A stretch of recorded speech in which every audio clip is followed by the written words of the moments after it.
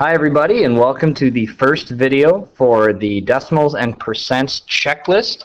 This one will be on adding and subtracting decimals. For some of you, this will be a slight review from last year, and for some of you, this will feel pretty new. Remember, at the end of a video, there are notes that are attached. If there's anything in the video that you don't understand, make sure you come and talk to me. So when we're doing adding and subtracting of numbers with decimals, we actually do almost the exactly same process that we did when we were just adding and subtracting regular numbers, which is we would line up the decimal place for each of the numbers. So before, we would always line up the tens column and the ones column. Now we're lining up the decimal place and the tenths column and any columns that would come after it. So when we add, the value of the decimal place will not change. So it goes right there. And then we want to simply add the process like we always would. 1 plus 3 would give us our 4 in the tenths place. 2 plus 8 is 10. So we put our 0 here in the ones place, and we bring that extra 10 up there. 110 plus another extra 10 would give us our answer of 20 and 4/10. As always, you want to rewrite your problem to the side and give it a nice box so that I know that this is your actual answer, once again, of 20 and 4/10. When we move to a subtraction problem, the process is going to stay very similar with a couple small changes. First of all, it's always important, once again, to write the first number on the top of the algorithm, and then the second number in the bottom of the algorithm, once again, lining up the decimal places and any place value. But there's a problem.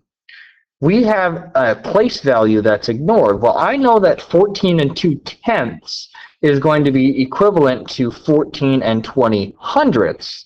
So I'm going to include that number there.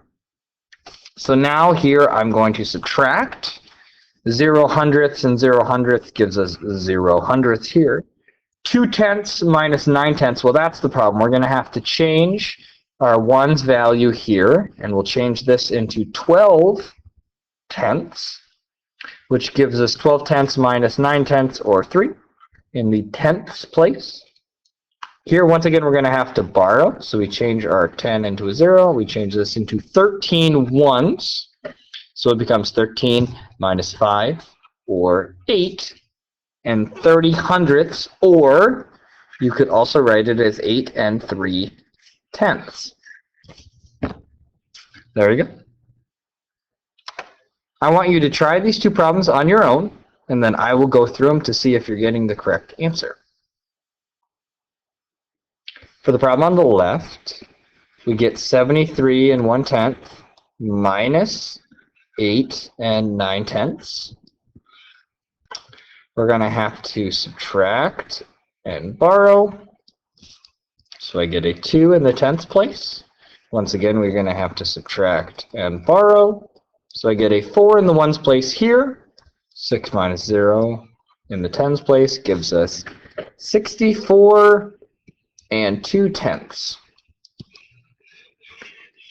There's our answer. For the problem on the right,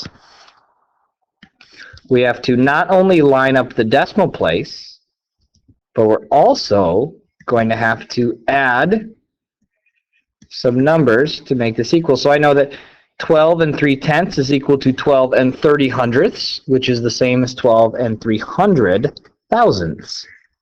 So now I add 9 in the thousandths column, a 0 in the hundredths column, 2 in the tenths column. 1 plus 2 plus 5 is 8. 1 plus 0 is 1. 10 there. So our answer is 18 209 thousandths. Okay. Notes are pretty short here. There are some more examples on the notes page, but if you have any troubles, please let me know as soon as possible, and I will help you work through them.